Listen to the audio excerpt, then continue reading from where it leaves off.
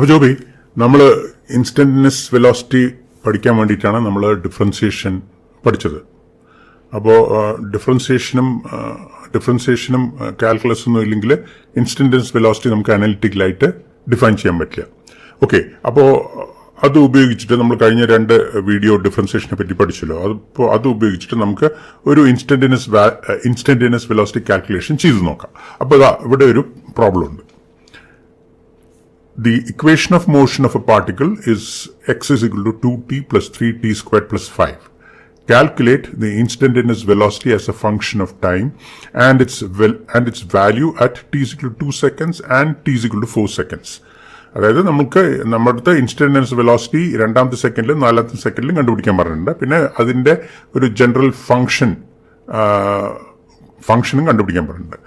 പിന്നെ what is the average velocity between these two times? Draw the graph of the instantaneous velocity.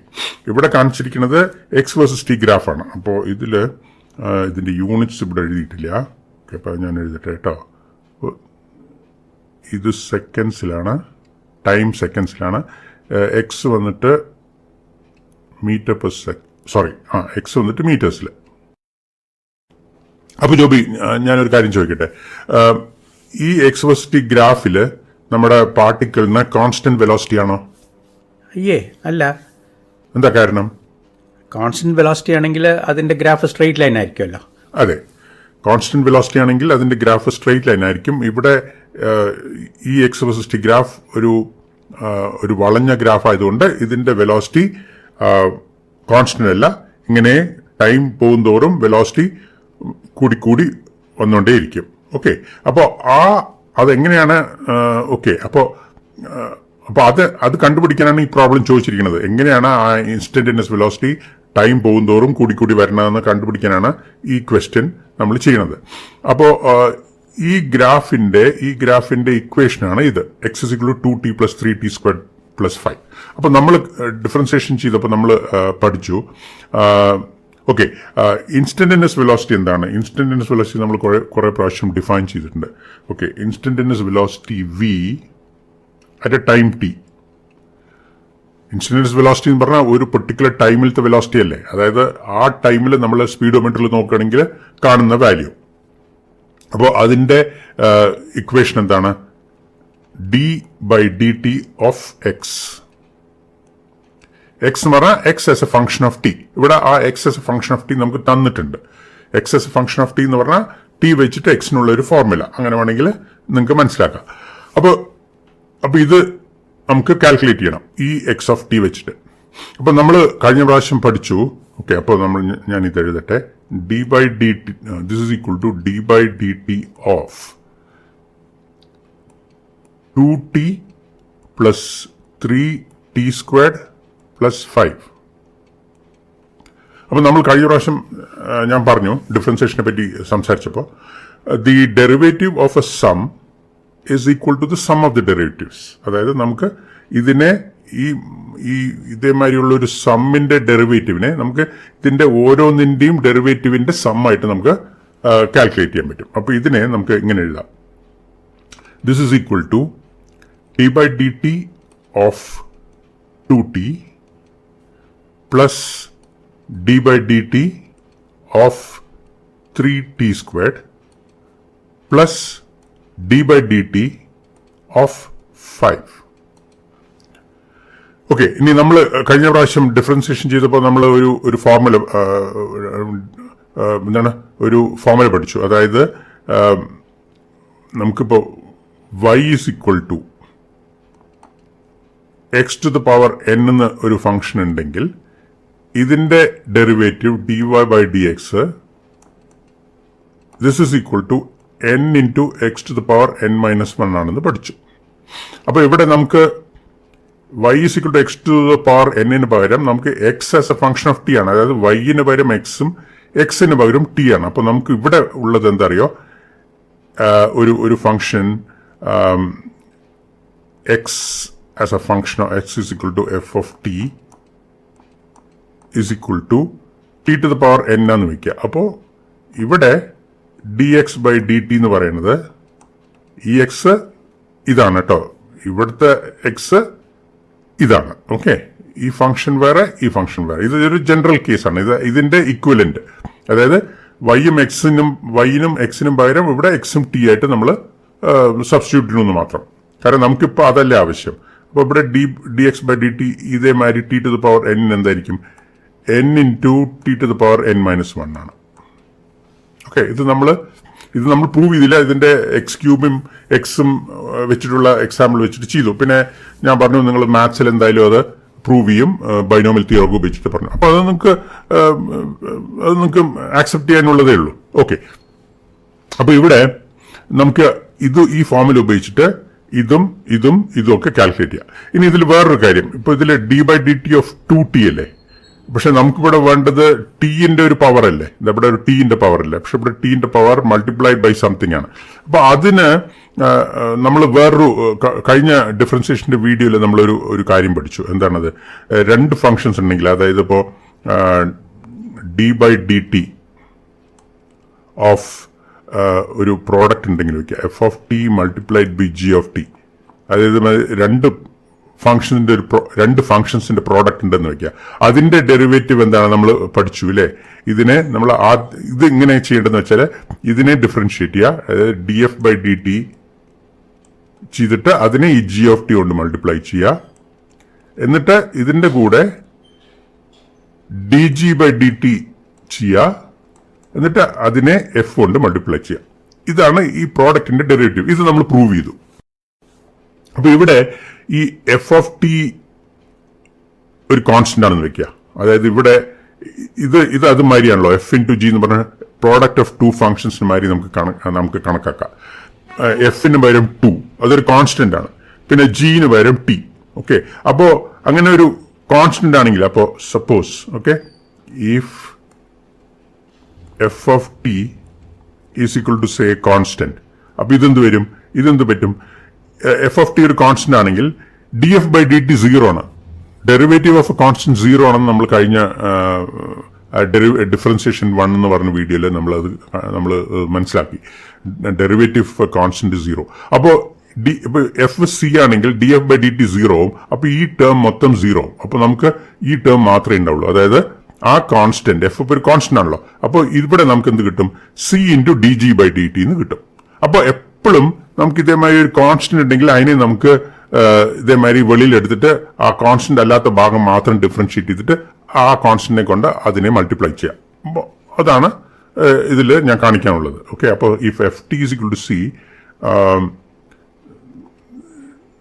D by d t of c into g of t is equal to simply c into d g by d t. Okay, അത് കാണിക്കാനാണ് ഞാൻ ഇത്രയും ചെയ്തത്. അപ്പോൾ ഇവിടെ നമുക്ക് തിരിച്ചു വരുമ്പോൾ ഈ 2നെ ഞാൻ പറഞ്ഞ മാതിരി this is 2 into d by d t of t plus ഇവിടെ അതേമാതിരി 3 into d by d t of t squared plus d by d t of 5 ഒരു കോൺസ്റ്റന്റ് ആണ്. നമ്മൾ ഇപ്പോൾ പറഞ്ഞല്ലോ the derivative of a constant 0. അപ്പോൾ ഈ ഡെറിവേറ്റീവ് 0 ആണ്. അപ്പോൾ പ്ലസ് 0. ഇനി 2 into d by d t of t നമ്മൾ ചെയ്തിട്ടുണ്ട്. D by d x of x ചെയ്തു നമ്മൾ കഴിഞ്ഞ ഡിഫറൻസിയേഷന്റെ വീഡിയോയിൽ.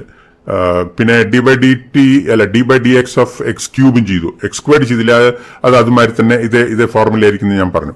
അപ്പോൾ d by d t of t നമ്മൾ എന്താ കണ്ടുപിടിച്ചത് ജോബി? 1. അതെ, അപ്പോൾ d by d t of t 1 ആണ്. അപ്പൊ ഇത് 2 ഇൻറ്റു 1 അത് 2 തന്നെ plus 3 into d by d t of t squared. ഈ ഫോർമുല വെച്ചിട്ട് d by d t of t squared, അതായത് ഇവിടെ എക്സിന്റെ സ്ഥാനത്ത് ടി സ്ക്വയർഡ് വരികയാണെങ്കിൽ ഇവിടെ എന്ത് വരും? 2 ഇൻറ്റു ഇവിടെ n 2 ആണല്ലോ, ഇവിടെ n 2 ആണല്ലോ, ടി സ്ക്വയർഡ് അല്ലേ, അപ്പൊ n 2 ആണല്ലോ. അപ്പോൾ 2 into t to the power 2 minus 1, അതായത് 2 ഇൻറ്റു ടി എന്ന് വരും. അപ്പോൾ ഇവിടെ 3 into d by d t of t squared എന്നുള്ളത് 2 ഇൻറ്റു ടി എന്ന് വരും. അപ്പൊ ഇതിനെന്ത് കിട്ടും? 3 ഇൻറ്റു 2 6, 2 പ്ലസ് 6t എന്ന് കിട്ടും. അപ്പൊ ഇതാണ് നമ്മുടെ ഇൻസ്റ്റന്റനിയസ് വെലോസിറ്റിന്റെ ഫംഗ്ഷൻ. സി, ഇപ്പൊ ഇൻസ്റ്റന്റനിയസ് വെലോസിറ്റിന്റെ ഫംഗ്ഷൻ 2 പ്ലസ് 6t എന്നാണ്. സി, എക്സ് ടിന്റെ ഫംഗ്ഷനാണ്. അതേമാതിരി വിയും, അതായത് ഇൻസ്റ്റന്റനിയസ് വെലോസിറ്റിയും ടിന്റെ ഒരു ഫംഗ്ഷനാണ്, വേറെ ഫംഗ്ഷനാണ്. ഇത് ഒരു സ്ട്രെയിറ്റ് ലൈൻ ആണ് അല്ലേ? ഇത് സ്ട്രെയിറ്റ് ലൈൻ അല്ല. കാരണം എന്താണ്? ഈ 3t² വന്ന കാരണം ഇത് സ്ട്രെയിറ്റ് ലൈൻ അല്ലാതെ വരികയാണ്. അതുകൊണ്ടാണ് ഇങ്ങനെ ഈ വളവൊക്കെ വരുന്നത്. ഈ വളവ് വരുന്നത് ഈ t² ടേം കാരണമാണ്. ഇത് y = mx + c ഫോം ആണ് അല്ലെ? നമ്മൾ സ്ട്രെയിറ്റ് ലൈൻസിനെ പറ്റിയൊക്കെ കുറെ പഠിച്ചു. അപ്പോൾ y = mx + c ഫോം ഉപയോഗിക്കണമെങ്കിൽ y-ന്റെ സ്ഥാനത്ത് v, c അതായത് y ഇന്റർസെപ്റ്റിന്റെ സ്ഥാനത്ത് ഇവിടെ 2, പിന്നെ m സ്ലോപ്പിന്റെ സ്ഥാനത്ത് ഇവിടെ 6. ഓക്കെ, അപ്പൊ ഇത് y = mx + c ഫോം ആണ്. y = mx + c ഫോം ആണ്. അതായത് c ആദ്യം എഴുതണം കേട്ടോ. c + mx form. mx + c യും c + mx ഒക്കെ ഒന്ന് തന്നെ. അപ്പൊ c-ന്റെ സ്ഥാനത്ത് 2, m-ന്റെ സ്ഥാനത്ത് 6, x-ന്റെ സ്ഥാനത്ത് t, y-ന്റെ സ്ഥാനത്ത് v. ഓക്കെ, അപ്പൊ ഇതാണ് നമ്മുടെ velocity as A function of time. അതാണ് നമ്മൾ ആദ്യം കണ്ടുപിടിക്കാൻ പറയുന്നത്. Calculate the instantaneous velocity as A function of time. അത് നമ്മൾ കണ്ടുപിടിച്ച് കഴിഞ്ഞു. ഓക്കെ, അപ്പോൾ അത് ഞാൻ മാർക്ക് ചെയ്യട്ടെ. ഓക്കെ, ഇനി നമ്മുടെ അടുത്ത് പറഞ്ഞിരിക്കുന്നത് ഈ ഫംഗ്ഷൻ ഉപയോഗിച്ചിട്ട് രണ്ടാമത്തെ സെക്കൻഡിലത്തെയും നാലാമത്തെ സെക്കൻഡിലത്തെയും ഇൻസ്റ്റന്റേനിയസ് വെലോസിറ്റി കണ്ടുപിടിക്കണം. അതായത് രണ്ടാമത്തെ സെക്കൻഡിലത്തെയും നാലാമത്തെ സെക്കൻഡിലത്തെയും സ്പീഡോമീറ്റർ വാല്യൂ കണ്ടുപിടിക്കണം. അപ്പൊ അത് വളരെ എളുപ്പമാണ്. ഇവിടെ ടിയില് 2ഉം 4ഉം സബ്സ്റ്റിറ്റ്യൂട്ട് ചെയ്താൽ മതി. അപ്പൊ രണ്ടാമത്തെ സെക്കൻഡിലത്തെ ഇൻസ്റ്റന്റേനിയസ് വെലോസിറ്റിനെ ഞാൻ v2 എന്ന് എഴുതുന്നു കേട്ടോ. അതായത് ടിന് പകരം 2 എന്ന് ഞാൻ അവിടെ സബ്സ്റ്റിറ്റ്യൂട്ട് ചെയ്യണം. അപ്പൊ ഇവിടെ ഇതെന്താണ്? 2 + 6 × 2, 6 × 2 12, 12 + 2 14. 14 m/s ആണ് രണ്ടാമത്തെ സെക്കൻഡിലത്തെ സ്പീഡോമീറ്റർ വാല്യൂ. പിന്നെ നാലാമത്തെ സെക്കൻഡിലത്തെ speedometer value that is equal to ഇവിടെ ടിന് പകരം 4 സബ്സ്റ്റിറ്റ്യൂട്ട് ചെയ്യണം. അപ്പോൾ 2 + 6 × 4, 6 × 4 എന്ന് പറഞ്ഞാൽ 24 + 2 26 m/s. അപ്പൊ നമ്മൾ രണ്ടാമത്തെ സെക്കൻഡിലത്തെയും നാലാമത്തെ സെക്കൻഡിലത്തെയും ഇൻസ്റ്റന്റേനിയസ് വെലോസിറ്റി അതായത് സ്പീഡോമീറ്റർ വാല്യൂ കണ്ടുപിടിച്ചു കഴിഞ്ഞു. ഇനി what is the average velocity between these 2 times? അതായത് രണ്ടാമത്തെ സെക്കൻഡും നാലാമത്തെ സെക്കൻഡും തമ്മിലുള്ള ആവറേജ് വെലോസിറ്റി എന്താണെന്ന് കണ്ടുപിടിക്കണം. അത് എങ്ങനെ കണ്ടുപിടിക്കുക ജോബി? നമ്മൾ കുറെ ആവറേജ് വെലോസിറ്റിന്റെ പ്രോബ്ലംസ് ചെയ്തല്ലോ. എന്താ ചെയ്യുക? അത് ചെയ്യണമെങ്കിൽ നമുക്ക് ഈ രണ്ടാമത്തെ സെക്കൻഡും നാലാമത്തെ സെക്കൻഡും തമ്മിലുള്ള ഡിസ്പ്ലേസ്മെന്റ് അറിയണം. അതെ, രണ്ടാമത്തെ സെക്കൻഡിലും നാലാമത്തെ സെക്കൻഡും തമ്മിലുള്ള ഡിസ്പ്ലേസ്മെന്റ് അറിയണം. അങ്ങനെ ഡിസ്പ്ലേസ്മെന്റ് കണ്ടുപിടിക്കാൻ നമുക്ക് എന്താ ചെയ്യുക?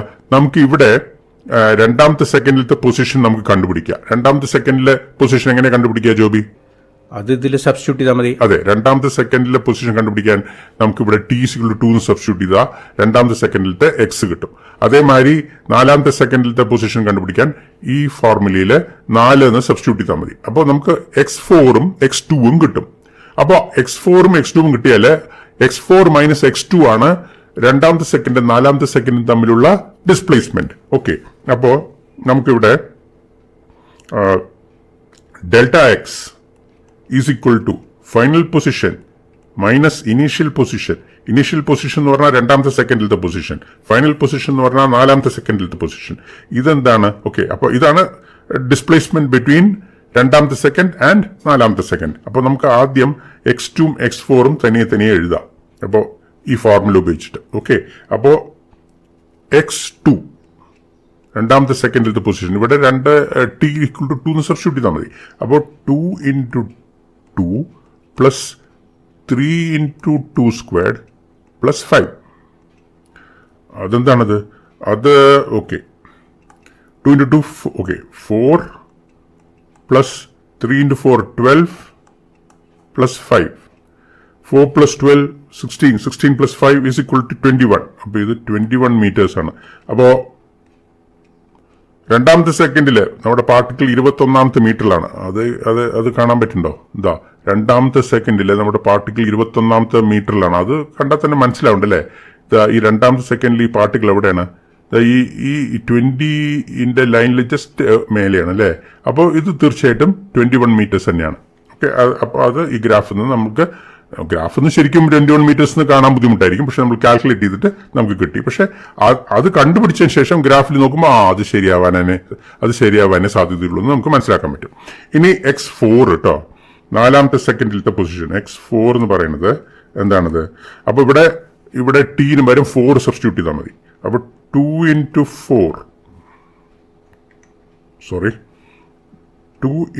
4 plus 3 × 4² + 5. ഇതേ ഫോർമുല t ഈക്വൽ ടു 4 എന്ന് മാത്രം നമ്മൾ മാറ്റം വരുത്തുന്നു എന്ന് മാത്രം. അപ്പോൾ 2 into 4 8. ഇവിടെ 4 squared is 16. 16 into 3 is 48. 48 plus 5.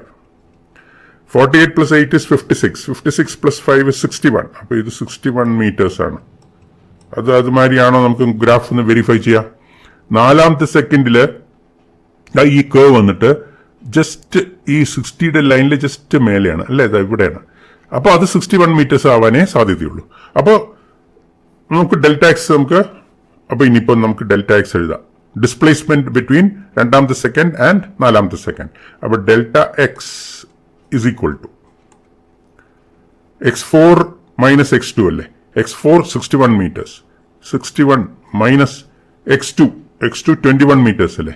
21 is equal to 40 meters. അപ്പം ഇനി ആവറേജ് വെലോസിറ്റി രണ്ടാമത്തെ സെക്കൻഡ് മുതൽ 4ാമത്തെ സെക്കൻഡ് വരെയുള്ള ആവറേജ് വെലോസിറ്റി. അപ്പോൾ v average is equal to delta x divided by delta t. Delta x നമ്മളിപ്പോൾ കണ്ടുപിടിച്ചു കഴിഞ്ഞു. എന്താണത്? 40. എന്താണ് delta t Joby? Delta t 2 second. അതെ, 2ാമത്തെ സെക്കൻഡ് മുതൽ 4ാമത്തെ സെക്കൻഡ് വരെ 2 സെക്കൻഡ്. അത് 20 meters per second. അപ്പോൾ ഇതാണ് ആവറേജ് വെലോസിറ്റി. ഓക്കെ, ഇനി ജോബി ഒരു കാര്യം പറയും. നമ്മൾ ഇതൊക്കെ പഠിച്ചതാണ്, അതുകൊണ്ടാണ് ഞാൻ ജോബി അടുത്ത് ചോദിക്കുന്നത്. കഴിഞ്ഞ വീഡിയോസിൽ ഇതൊക്കെ പഠിച്ചാണ്. ഗ്രാഫിക്കലായിട്ട് എങ്ങനെയാണ് നമ്മൾ ഈ ആവറേജ് വെലോസിറ്റിനെ റെപ്രസെന്റ് ചെയ്യുക? ഈ ആവറേജ് വെലോസിറ്റിനെ അതിനെ റെപ്രസെന്റ് ചെയ്യാൻ 2ാമത്തെ സെക്കൻഡ് 4ാമത്തെ സെക്കൻഡും തമ്മിൽ ഒരു കോഡ് വരയ്ക്കണം. അതെ, 2ാമത്തെ സെക്കൻഡും 4ാമത്തെ സെക്കൻഡും തമ്മിൽ ഒരു കോഡ് വരയ്ക്കണം. അപ്പോൾ അത് നമുക്ക് വരച്ച് നോക്കാം കേട്ടോ. അപ്പം അതായത് ഈ പോയിന്റും തമ്മിലൊരു കോഡ് വരയ്ക്കണം. അപ്പോൾ ഞാൻ വരയ്ക്കാൻ നോക്കട്ടെ.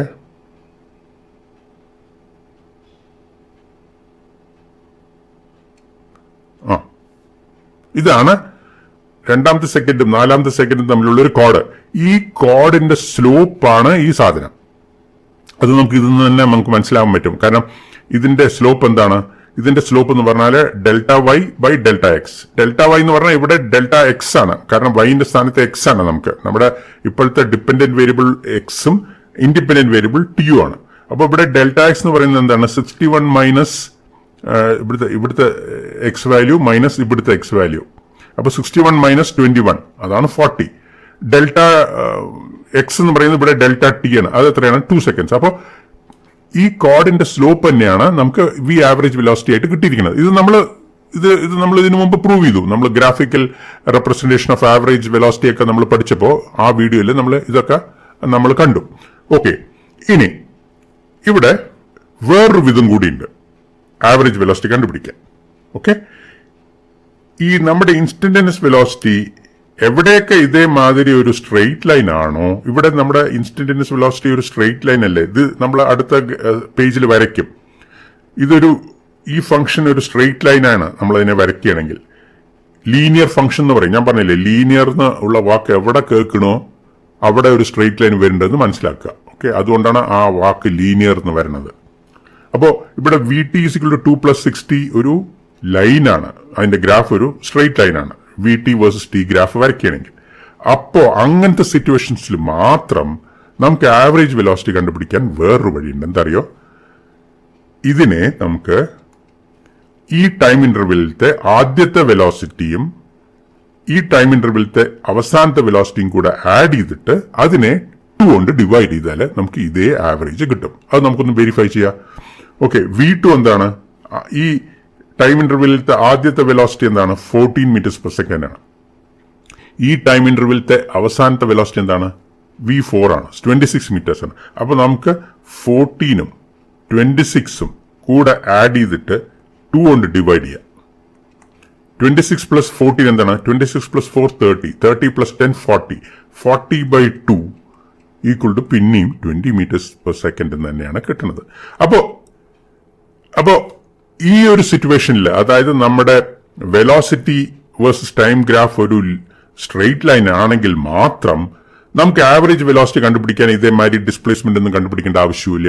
ആദ്യത്തെ വെലോസിറ്റിയും അവസാനത്തെ വെലോസിറ്റിയും കൂടെ ആഡ് ചെയ്തിട്ട് 2 കൊണ്ട് ഡിവൈഡ് ചെയ്താൽ നമുക്ക് ആവറേജ് വെലോസിറ്റി കണ്ടുപിടിക്കാം. ഓക്കെ, ഇതിനെപ്പറ്റി നമ്മൾ കൂടുതൽ സംസാരിക്കും. നമ്മൾ ആക്സലറേഷനെ പറ്റി പഠിക്കുമ്പോൾ, ഇക്വേഷൻസ് ഓഫ് കൈനമാറ്റിക്സ് നമ്മൾ കണ്ടുപിടിക്കുമ്പോൾ ഇതിനെ പറ്റിയിട്ട് കൂടുതൽ സംസാരിക്കും. ഓക്കെ, അപ്പൊ ഇനി നമുക്ക് ഈ വെലോസിറ്റി വേഴ്സസ് ടൈം ഗ്രാഫ്, ഇതാണ് വെലോസിറ്റി വേഴ്സസ് ടൈമിന്റെ ഇക്വേഷൻ. അത് നമുക്ക് ഗ്രാഫായിട്ട് നമുക്ക് കാണാം.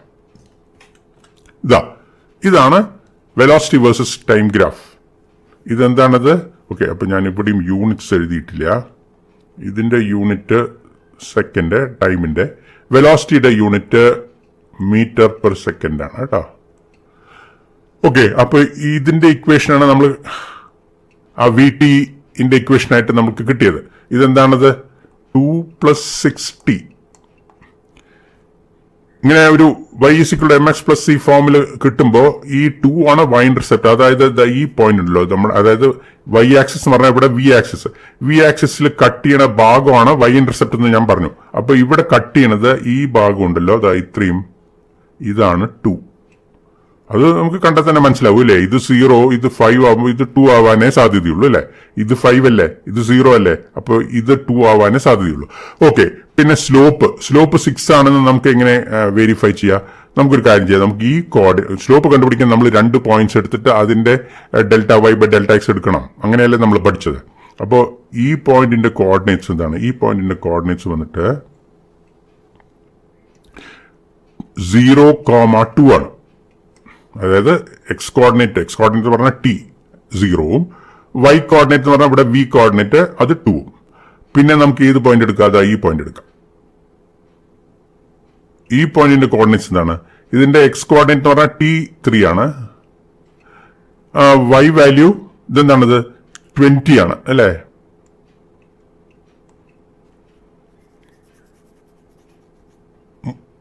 ഓക്കെ, അപ്പൊ നമുക്ക് ഇതിന്റെ ഇതിൽ കണ്ട 20 ആണ്. അപ്പോ നമുക്ക് ഇതിന്റെ സ്ലോപ്പ് കണ്ടുപിടിക്കാം. അപ്പോ slope is equal to ΔV/ΔT. Δy/Δx പറയുന്നതിന് പകരം ΔV/ΔT. അപ്പൊ ΔV/ΔT ഇതെന്താണിത്? ΔV എന്താണ്? ΔV എന്ന് പറഞ്ഞാല് ആദ്യത്തെ v അവസാനത്തെ v മൈനസ് ആദ്യത്തെ v. അവസാനത്തെ v 20, ആദ്യത്തെ v, ഇവിടെ v എന്താണ്? 2 ആണ്. ΔT എന്ന് പറഞ്ഞാൽ അവസാനത്തെ t മൈനസ് ആദ്യത്തെ t. അവസാനത്തെ t എന്താണ്? 3. ആദ്യത്തെ t എന്താണ്? 0. എന്താണത്? 20 - 2 എന്താണ്? 18. 18/3 എന്താണ്? 6. അപ്പൊ ഇതന്നെയാണ് നമുക്ക് സ്ലോപ്പ് ആയിട്ട് ഇവിടെ കിട്ടിയത്. ഓക്കെ, അത് നമ്മൾ ഇവിടെ വെരിഫൈ ചെയ്തെന്നുള്ളൂ.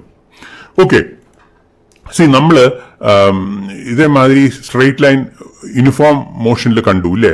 അതായത് നമ്മുടെ എക്സ് വേഴ്സസ് ടി ഗ്രാഫ് ഒരു സ്ട്രെയിറ്റ് ലൈൻ ആണെങ്കിൽ അവിടെ വെലോസിറ്റി കോൺസ്റ്റന്റ് ആണെന്ന് പറഞ്ഞു. അപ്പൊ നമുക്കൊരു സ്ട്രെയിറ്റ് ലൈൻ കിട്ടും. അതായത് നമുക്കിപ്പോ ഒരു എക്സ് = vt + x0, അതായത് mx + c ഫോമാണ്. ഇങ്ങനെ ഒരു ഇക്വേഷൻ ആണെങ്കിൽ അതൊരു കോൺസ്റ്റന്റ് വെലോസിറ്റി മോഷനാണ്. ആ കോൺസ്റ്റന്റ് വെലോസിറ്റി v ആണെന്ന് നമ്മൾ പറഞ്ഞു. അതിന്റെ ഒരു ഇക്വലന്റ് ആണ് ഇവിടെ നമുക്ക് v വേഴ്സസ് ടി ഗ്രാഫ് ആയിട്ട് കിട്ടിയിരിക്കുന്നത്. ഇവിടെ നമുക്ക് എന്താ കിട്ടിയിരിക്കുന്നത്? വി ടി, ഞാൻ ടി എന്ന് എഴുതുന്നില്ല കേട്ടോ, ഇൻസ്റ്റന്റനിയസ് വെലോസിറ്റി ആണ് കേട്ടോ. ഓക്കെ, എന്തായാലും എഴുതിക്കളയാം. vt = ഇതേ ഫോം നമ്മൾ ജനറൽ ആയിട്ട് എഴുതുകയാണെങ്കിൽ ഞാനിപ്പോ ഇതിനെ ഈ 6 വരും ഒരു ജനറൽ കോൺസ്റ്റന്റ് ഉപയോഗിക്കാം. a എന്ന് ഉപയോഗിക്കാം. at + v0. ഇവിടെ x = vt + x0. ഇവിടെ x0 എന്ന് പറഞ്ഞാൽ x at time t = 0. ഇവിടെ അതുമാതിരി തന്നെ v0 പറഞ്ഞാൽ v at time t = 0. ഇവിടെ v ന് വരും, ഇവിടെ a, t ഒക്കെ സെയിം തന്നെ. അപ്പോ x = vt + x0 ഒരു സ്ട്രെയിറ്റ് ലൈൻ ആയിട്ട് കിട്ടിയ മാതിരി ഇതൊരു സ്ട്രെയിറ്റ് ലൈൻ ആണ്. പക്ഷെ ഗ്രാഫ് വന്നിട്ട് v വേഴ്സസ് ടി ആണ്. ഇത് ഒരു സ്ട്രെയിറ്റ് ആണ്, പക്ഷെ ഗ്രാഫ് വന്നിട്ട് x വേഴ്സസ് ടി ആണ്. അതേമാതിരി ഒരു വ്യത്യാസമൊന്നുമില്ല. അപ്പോ ഇവിടെ വിന്റെ സ്ഥാനത്ത് എ ആണ്. ഈ എനെയാണ് നമ്മൾ ആക്സലറേഷൻ എന്ന് പറയുന്നത്.